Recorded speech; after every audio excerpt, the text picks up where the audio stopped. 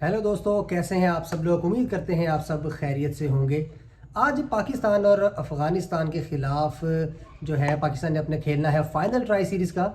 और अभी तक पाकिस्तान ने इस ट्राई सीरीज़ में अपनी बेंच स्ट्रेंथ को आजमाया नहीं है। ये समझ से बाहर आता है बात, क्योंकि अभी तक हमारी सबसे बड़ी जो नाकामी हो रही है वो बैटिंग के शोबे में हो रही है। हमारे बैट्समैन परफॉर्म नहीं कर पा रहे। और मज़े की बात ऊपर से ये है, मज़े की क्या अफसोस की बात है कि पाकिस्तान ने अभी तक अपने जो बैट्समैन जो बेंच पर बिठाए हैं उनको किसी भी मैच में अभी तक चांस नहीं दिया।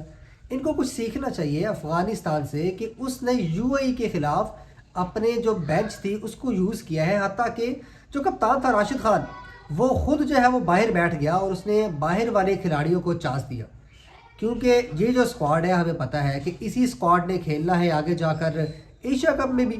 और जब तक इनको चांस नहीं दिया जाएगा, ये परफॉर्म यहाँ पर नहीं करेंगे, हमें कैसे पता चलेगा कि ये जो है एशिया कप में जाकर कैसा परफॉर्म करेंगे। ये जो ट्राई सीरीज इसका मकसद ये था कि हमारे जो खिलाड़ी हैं वो वार्म अप हो जाएं और जो बड़ा टूर्नामेंट है उससे पहले हमें पता चल जाए कि वो किस किस तरह की फॉर्म में है। हमारे जो मेन मसला है कि हमारे बैट्समैन क्लिक नहीं कर पा रहे। हमारे जो बैट्समैन हैं उनका रोल आप चेक करें ज़रा। हमने सलमान अली आगा को टीम में रखा है कि भाई वो स्पिन खेलेंगे। एक बंदा हमने रखा हुआ है कि जो कि स्पिनर्स को खेलेगा, जबकि 16 ओवर स्पिनर्स के अफगानिस्तान ने करवाने हैं। तो हमने आगा को रखा है कि भाई वो स्पिन खेलेगा। साइम अयूब को हमने रखा है कि भाई वो पूरी सीरीज में एक मैच में अच्छा परफॉर्म करेगा। उसको इसीलिए रखा गया है और आज तक वो ऐसा ही करता आ रहा है कि पूरी सीरीज में एक मैच में वो 50 करता है। ऐसी परफॉर्मेंस देता है कि बंदा कहता है वाह वाह क्या बात है। और इसके अलावा अगर साहिबजादा फरहान की बात करें, उसका रोल क्या है। उसका रोल ये है कि उसने ऊपर जाना है, ऊपर आकर एक दो ओवर्स में उसने 2 छक्के लगाने हैं, बस ख़त्म। इतना सा रोल दिया हुआ उसको। कुछ समझ नहीं आ रही हमारे बैट्समैन करते क्या है। और इसके अलावा अगर आप हारिस को देखें, उसका तो कोई रोल है ही नहीं ना। उसको हमने सिर्फ दस्ताने बनाकर कीपिंग करने के लिए रखा हुआ है। मोहम्मद हारिस, हमें पता है, हम देखते हैं क्रिकेट, हमें समझ आ रही है देख देख के कि भाई हारिस से स्पिन नहीं खेली जाती। वो कोई नॉर्मल स्पिनर हो तो उसके आगे भी फंस जाता है। क्या राशिद और जो ये नूर अहमद है इनके सामने वो टिक पाएगा।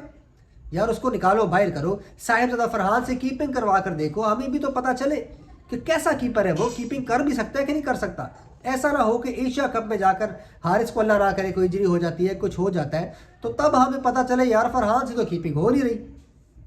और ख़ास तौर पर ऐसी कंडीशन में यूएई की पिचेस पर जहाँ पर स्पिनर्स बॉलिंग कर रहे होंगे, तो स्पिनर्स के खिलाफ जो नॉन रेगुलर विकेट कीपर होता है उससे कीपिंग बहुत मुश्किल होती है। बड़ी मिस्टेक्स होती हैं उससे पिक नहीं होती कि गुगली किधर जा रही है। ये इस दफ़ा बॉलर ने लेग स्पिन की है, फ्लैटर वन की है, तो वो बड़े चांसेस हैं कि हम एज भी बड़े हम गंवा सकते हैं अगर फरहान करता है कीपिंग, क्योंकि वो रेगुलर कीपर नहीं है, हमें सबको पता है। और जो बॉलिंग है, बॉलिंग में शाहीन अफरीदी ने थोड़ा सा इम्प्रूव किया है अपने आप को, क्योंकि सबको पता था कि जब वो नई गेंद से बॉल करता है तो आगे से गेंद को अंदर लेकर आता है, और यही करता है वो 6 की 6 गेंदों पे पहले ओवर में। और बड़े बैट्समैनों को हमने देखा है कि शाहीन के खिलाफ वो कदमों का इस्तेमाल करके निकल के आगे आते हैं, क्योंकि सबको पता होता था कि शाहीन जो है वो आगे ही गेंद पिच करेगा। लेकिन इस सीरीज़ में बेशक उसको विकेटें ज़्यादा नहीं मिली, बेशक जो है वो ज़्यादा विकेट्स नहीं ले पाया, लेकिन बॉलिंग उसने काफ़ी अच्छी इकोनॉमिकल की है। और ख़ास तौर पर उसने जो चीज़ इम्प्रूव की है, वो पहले ओवर में सिर्फ एक ही जगह पर बॉल नहीं करता, वो थोड़ा सा खींच के बॉल पीछे भी करता है, वो स्लोअर वन भी करता है, वेरिएशंस भी करता है, बाहर भी गेंद को निकालता है एंगल के साथ। तो ये चीज़ जो है बड़ी खुशाइन है। शाहीन तो अच्छे रिदम में दिखाई दे ही रहा है।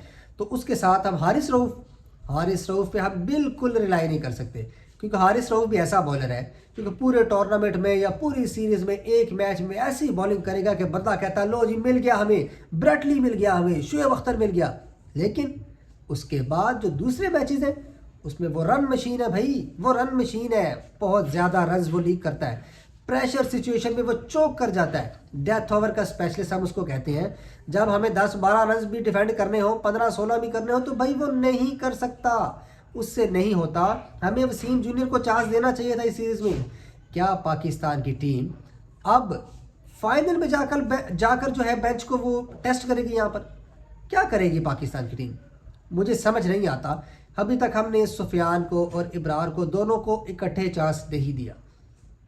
जबकि अफ़गानिस्तान को देखें, वो राशिद भी खिला रहे थे हमारे खिलाफ, वो नूर भी खिला रहे थे हमारे खिलाफ, वो मोहम्मद नबी को भी खिला रहे थे हमारे खिलाफ, और वो अल्लाह मोहम्मद गजनफर जो नया स्पिनर है उसको भी हमारे खिलाफ उन्होंने उतारा है, क्योंकि उनको पता है कि ये जो शारजा की विकेटें हैं, ये जो यूएई की कंडीशंस है भाई स्पिनर्स को सूट करती है, और हमारे पास जो सारे यंग लड़के हैं वो स्पिनर्स को इतना अच्छा नहीं खेलते। एक टाइम हुआ करता था कि पाकिस्तान के पास ऐसे बैट्समैन होते थे कि कोई टीम सोचती नहीं थी कि हम इनको स्पिनर्स से पकड़ पाएंगे। शुएब मलिक हमारे पास थे, मोहम्मद हफीज़ थे, यूनुस खान थे, मोहम्मद यूसुफ थे, इंजमाम उल हक थे, मिसबा उल हक थे, जितने भी हमारे बैट्समैन थे सारे स्पिनर्स पर बड़ा तगड़ा थे। लेकिन अब हमने एक आगा को टीम में रखा हुआ है कि भाई स्पिनर्स के खिलाफ तो बड़ा अच्छा खेलता है, और स्पिनर्स के खिलाफ हमने आगा को ही खिलाना है। तो इस तरह से जो है वो टीमें चलती नहीं है। हमें आज की जो प्लेइंग 11 होनी चाहिए, जो सही मानों में प्लेइंग 11 होनी चाहिए, वो होनी चाहिए साइम अयूब और साहिबजादा फरहान से ओपन करवाएं, और फरहान से ही कीपिंग भी करवाएं, पता तो चले भाई वो कैसी कीपिंग करता है। 1 डाउन पर आएगा आपका फ़खर जमान, 2 डाउन पर सलमान अली आगा आ जाएगा, और 3 डाउन पर आप हारिस की जगह शामिल करें हुसैन तलत को। हसन नवाज़ आ जाए या हुसैन तलत आ जाए, वो मौके की मुनासबत से इनको आगे पीछे कर लें। इसके अलावा नवाज़ है, फ़हीम को खिलाने की ज़रूरत नहीं है, क्योंकि फ़हीम क्या करता है, 1 ओवर करता है या 2 करता है, तो हुसैन तलत भी 1 आधा ओवर करके हमें दे सकता है, और हुसैन तलत जो है फ़हीम की कमी को पूरा कर देगा। फ़हीम की जगह हम सुफियान को टीम में लेकर आएँ, साथ इब्रार अहमद के दोनों स्पिनर खिलाएँ, फास्ट बॉलर में शाहीन खेले, साथ में या तो वसीम जूनियर को चांस दें, या फिर जो है वो जो नया लड़का सलमान मिर्ज़ा उसी को ही दोबारा खिलाएं। ये दोनों अच्छी बॉलिंग की है पिछले मैच में सलमान मिर्ज़ा ने भी, तो यकीनी तौर पर हम आज का मैच भी जीत सकते हैं। उम्मीद करते हैं कि पाकिस्तान अच्छा परफॉर्म करेगा, और जो चेंजेस हैं मुतवक्के होनी चाहिए, जो चेंजेस वो ज़रूर करेगा। हुसैन तलत को चांस देना चाहिए और सुफियान और इब्रार को ज़रूर इकट्ठे खिलाना चाहिए।